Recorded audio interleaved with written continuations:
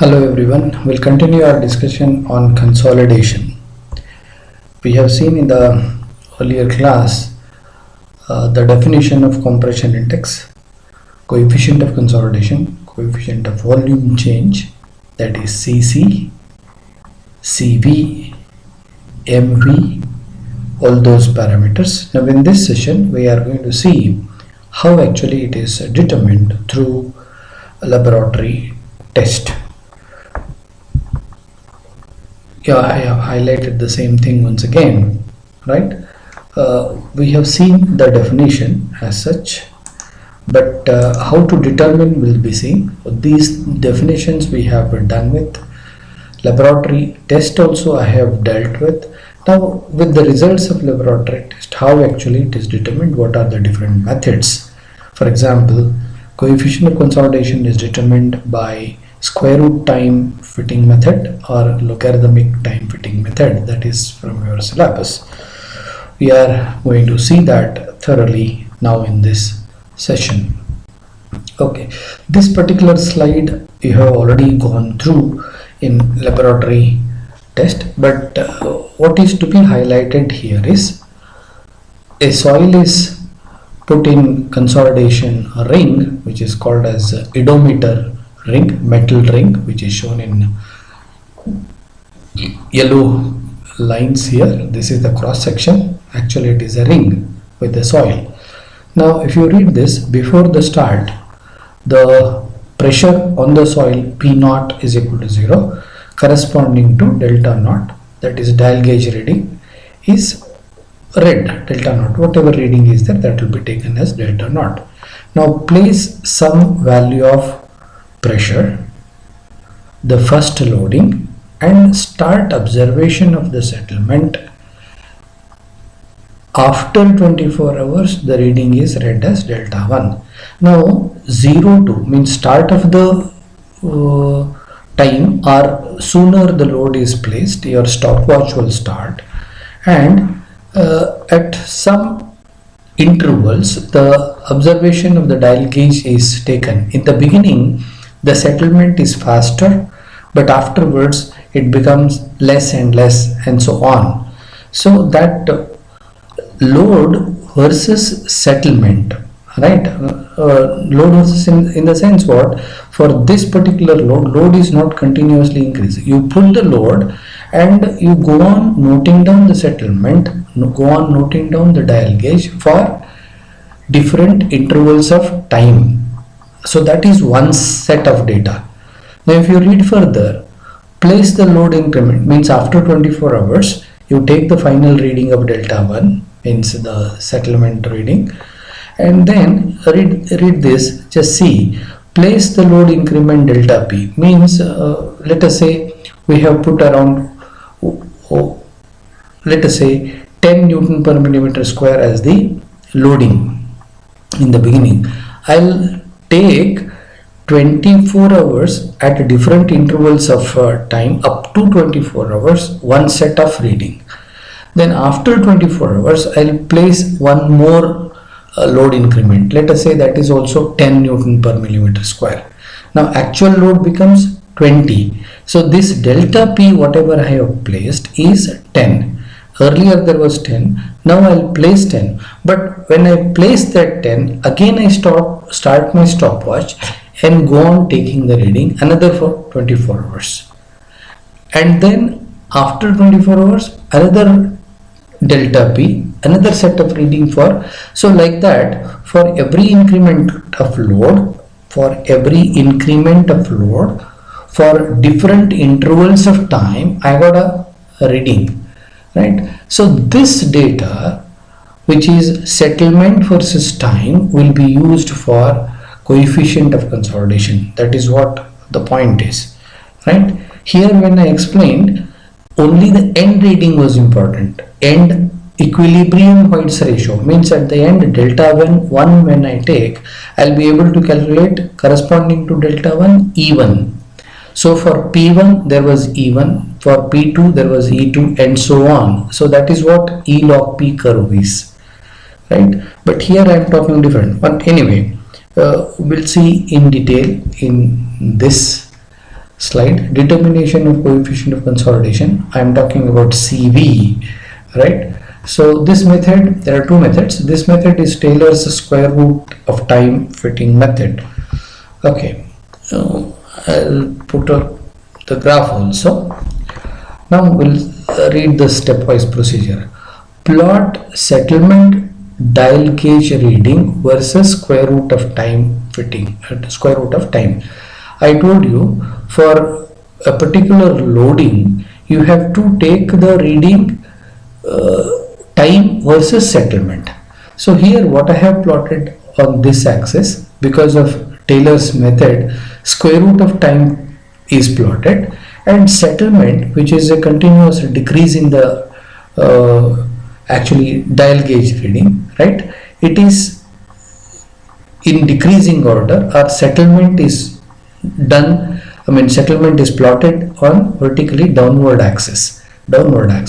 Square root of time fitting method, square root of time is fitted in x-axis. Now you can see those dots. This is 1, 2, 3, and then maybe 4, 5, 6, 7, like that. There will be number of points. Now what you can observe is, in the beginning there may be a jerk, right? Suddenly it comes here, but what you observe is here slightly a straight line graph is there, and then afterwards it deviates from straight line and it goes that way, right? So this particular line are points, right? One here, one there, and especially this straight line, and then afterwards it goes this is the actual graph, right? I'll remove it because there shouldn't be a confusion, right? So this is what the data is getting plotted, and we also, what we do is we fit a straight line for this straight line portion. I'll write here the straight line, or the straight portion of the major part of the curve is extended backwards to cut ordinate at A. Now you can see that. So you fit a straight line, extend it backwards, actual points are there, actual points are somewhere there and there, but you hold on to straight line portion, extend it backwards to cut this settlement axis at point A. That is what is said, known as corrected zero. So actually we have started with 0 there, but this is corrected zero, it is called. It is designated as corrected zero, known as corrected zero. Also extend the straight line portion to cut the abscissa at C. Now you can see that actually the plot is getting like that, right? But you extend this straight line portion and see that there is a point C. You can have some reference horizontal axis, and there you can just see that it is cutting at some point, and DC and some value of X, right? How much is the magnitude over here? That is not the matter, but some value of X is there. We'll see further.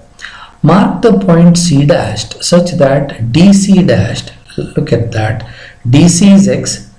What is being said is DC dashed, which is equal to 1.15 times DC, right? You have X, you have measure, right? In centimeter you measure with your scale, and then increase it by 15%, and then put another point, and you call it as C dashed, right? Here we are not talking about how the points are going, right? We are just doing what? You extend the straight line portion, it has cut at point C, measure this distance, increase it by 15%, you have another point. That's all. That is called as C dashed.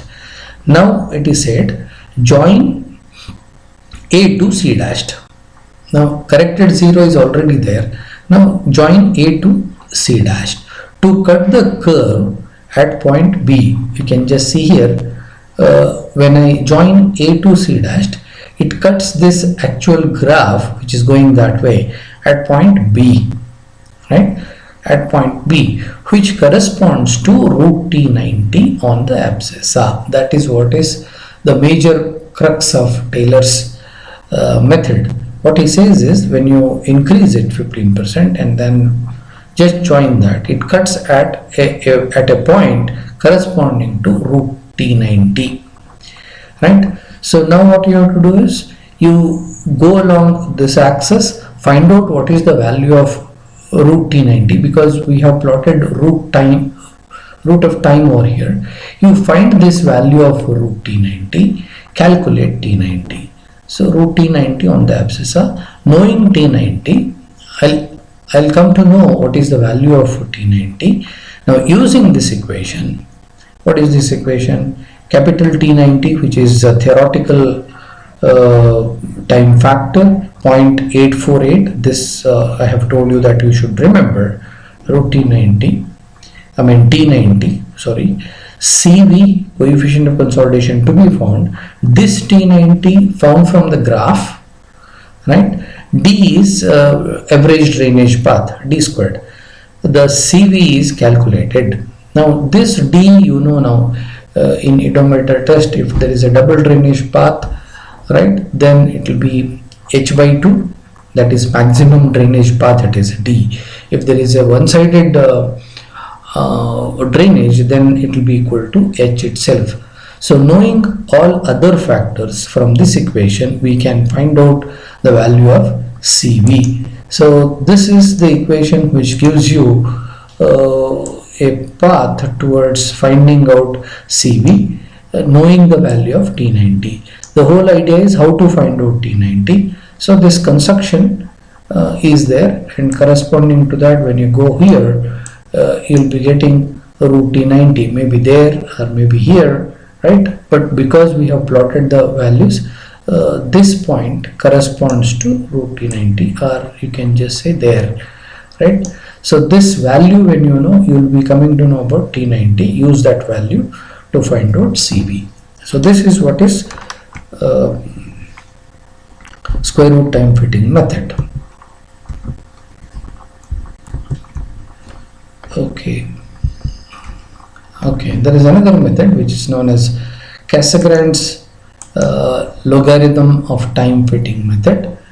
We'll see this also. This is also a bit of interesting. Only thing is here the same settlement versus time, but time is not root T, but now it is log T. The same data for a particular loading. When you place the load, you start the stopwatch, go on noting down the dial gauge readings, right? Those readings versus time, you have got a data. What you have to plot is the reading is continuously dropping down, and that is plotted downwards, and here log of time is plotted.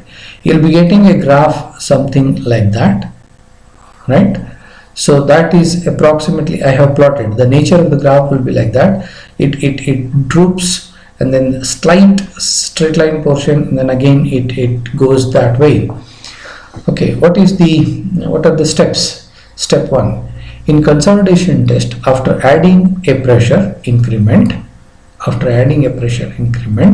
the dial gauge reading with respect to time are noted down. A plot of dial gauge reading versus log T is plotted. Okay, so this is dial gauge reading which is continuously dropping down. Its starting point is somewhere there, C, right? That is R0, right? Anyway, that will be fixing, but you will be having a graph like that. Now step 2, this is an interesting step. Choose any two time instants on the beginning curve T1 and T2 such that T2 is equal to 4T1. So here, if you look at this, say I'll have some T here, and then what is the value of 4T? You have to calculate with respect to this T. That point is plotted, recognized or identified here. So this is T, this is 4 times T. Anyway, this is a log of time. So accordingly you have to go. So this is T. You can choose any T, like for example T I have chosen as, let us say 15 seconds. Now my 4T will be 4 times 50, that is 1 minute. Suppose if I choose T as 1 minute, my 4t would be 4 minutes. Suppose if I choose my t as 2 minutes, then 4t will be 8 minutes. Like that, you choose any time t1 and correspondingly what is 4t. The 2 points are marked, and further step number 3, note the vertical distance between A and B. Now look here, for t there is a point there on the curve. For 4t there is a point on the curve. We have named them point B and point A. There is a vertical distance between, you can draw horizontal, there is a distance which is known as Z or Z, right? Now say Z is the vertical distance. Note the vertical distance between points A and B as shown in figure. Mark off vertical distance Z above the point B. Now look here, after choosing T for T, I have points B and A on the curve. I have drawn horizontal lines and noted down this distance. The same distance you mark off above B, that is what the point is here. Mark off that point Z and go in this direction, arrow is shown, go in this direction, and on this dial gauge reading you find out point C, and the corresponding point on the dial gauge reading as C, which will be considered as corrected 0 and designated as R0. Now R0 is found. Otherwise it is just a plot of whatever readings that you have. Just go on plotting. You will be having a graph. You choose some t for t, then go and find out points A and B, have the vertical distance, mark off same distance on the top, and with this you find out point C, and this is known as corrected 0 R0. Okay, step number 4 is extend two straight lines. Look at that. Extend two straight line portions of the consolidation curve to meet at point P. Now what is that straight line portion? Here there is one straight line portion, right? You extend that as a straight line. You can just see here, and this particular part is also a bit of straight line. You extend that, right, backwards. Intersection of these two is called as point P, and with respect to point P, if I go and then find out point on dial gauge reading axis, this is designated as R100. So to meet at point, the intersecting point is point P as shown in figure. This point is taken as corresponding to 100% consolidation, that is R100. So this point P is taken as R100. This is R0 or not, and this is R100. Now this particular part of the curve is called primary consolidation, and the graph is like this. Now when the graph goes this way, this corresponds to what is known as secondary consolidation. Here with the increment of time, you can just see it is continuously coming this way, but here for the same increment of time, there is a lot of time is taken for settlement. So that is called secondary consolidation. Okay. Now anyway, R0 is marked as C, R100 is marked there. You can call it as a D. Mark R50. Next step, mark R50 as midpoint of distance between R0 and R100. Okay, R0 is known, R100 is known, midpoint is obviously R50. Now here I have shown the arrows this way, means this is first find out as a midpoint of R0 and R100. To find out R0, I will be coming from the graph this way. To find out R0 from this point P, I will be coming on this way. Now here midpoint is R50. Now from this I go onto the curve, that's why the arrow is this way. And with respect to this point, I go down, and here I have got time axis, and this point corresponds to log T50. right? And corresponding to time for 50% of consolidation, T50 is noted down. Of course, this will be log of T50. Now, what is T50? We can find out.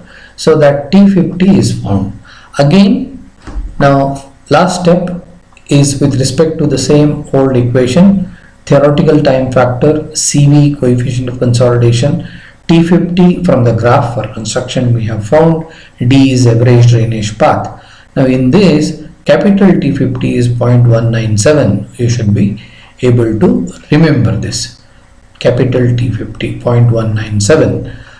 D is maximum drainage path. So with this equation, once again, the CV is found, and that is coefficient of consolidation. Okay.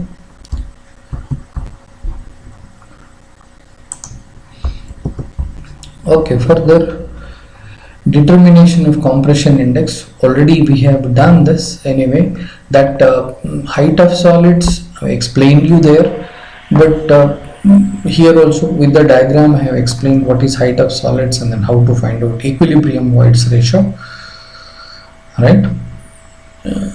E is equal to Z, the height of specimen at that particular loading, minus HS, the fixed value of HS, divided by HS, right? So from the graph also it is explained. We can just see here, this is a general cross section of the soil. The solids are there, right? The Z is corresponding to some loading, and delta H is the settlement. Original height is H, this is Z. Now from this sketch, if I take all these solids, right, compress them into a pack, and that height of solids is denoted as HS, right? And again this Z, if I indicate, all that is left is voids, right?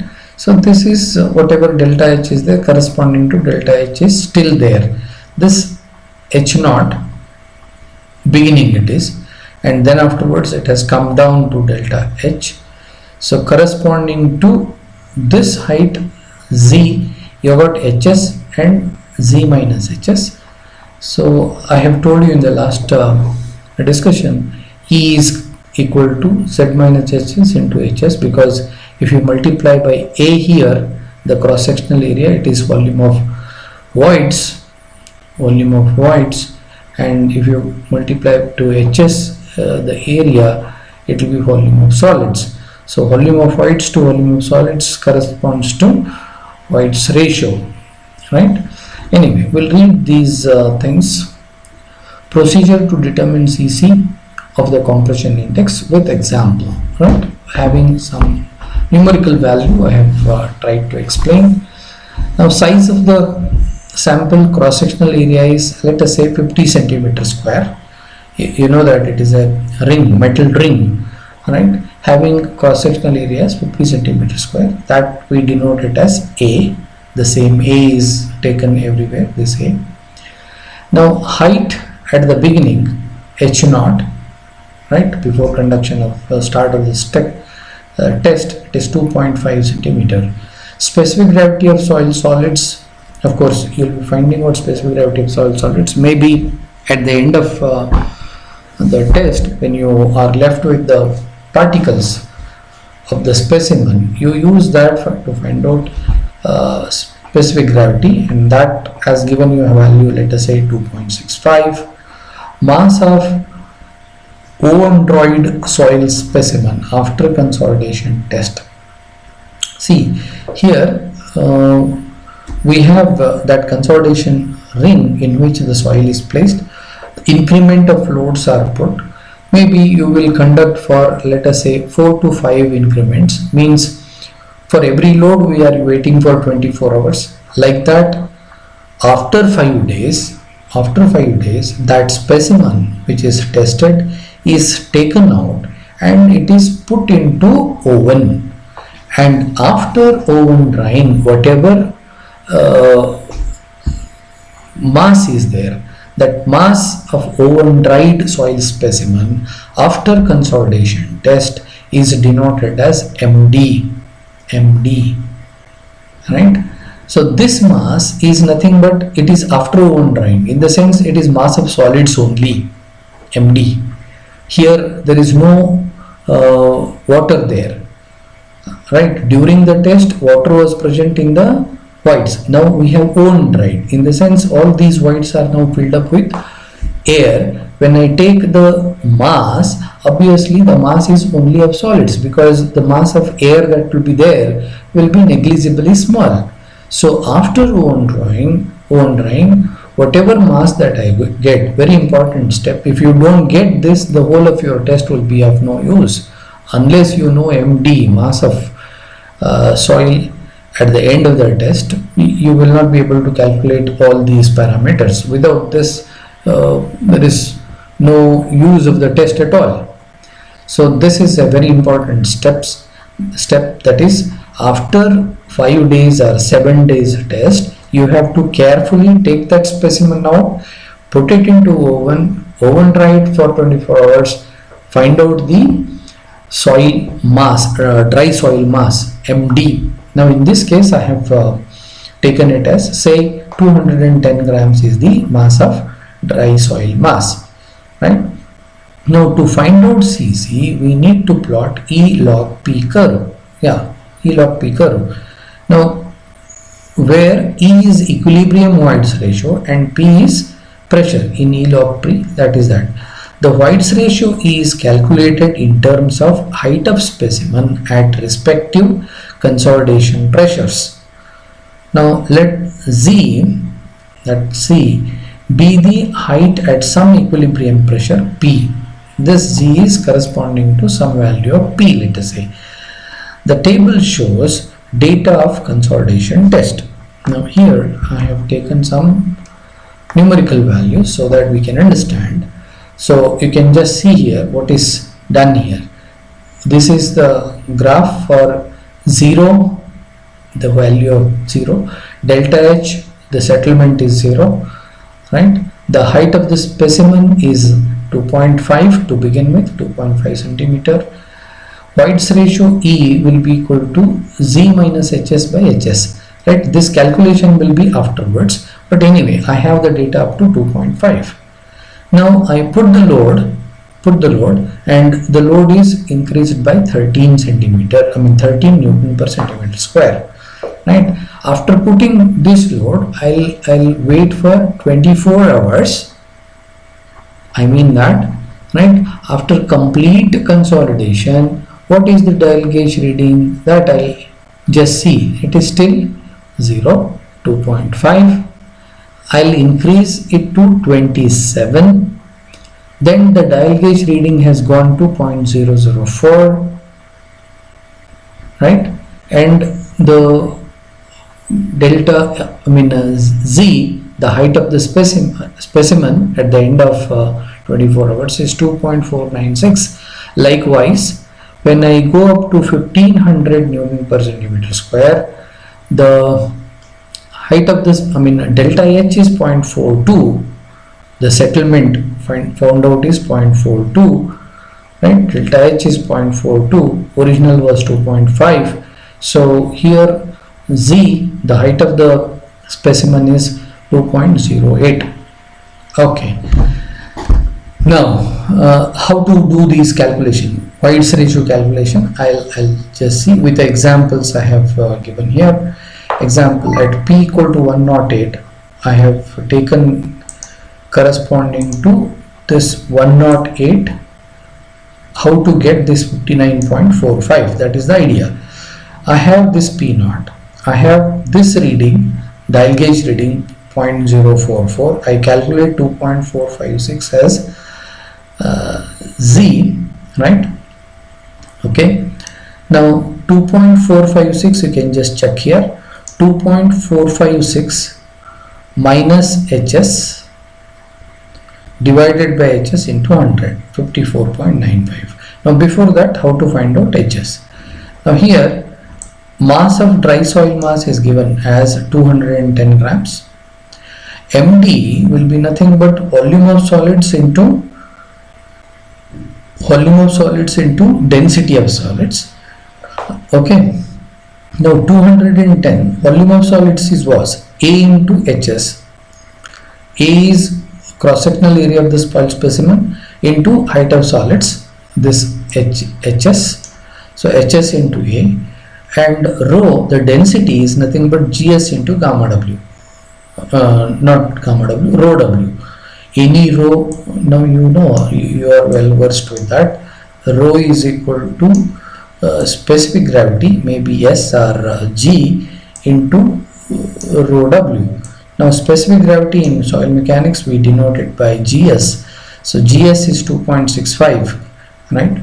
We have found that, I have told you in the last slide. Rho W, the density of water, is 1. Now from this, knowing cross-sectional area, etc., HS comes out to be 210 divided by 2.65 into 50. I think A has to be here, right? That A cancels up there anyway. So here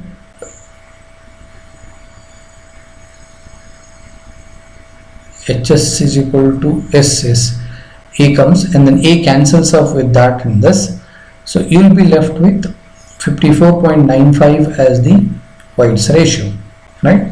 Height of solids 1.585 is used for all these calculations, right? Only data that you have is H0 delta H, right?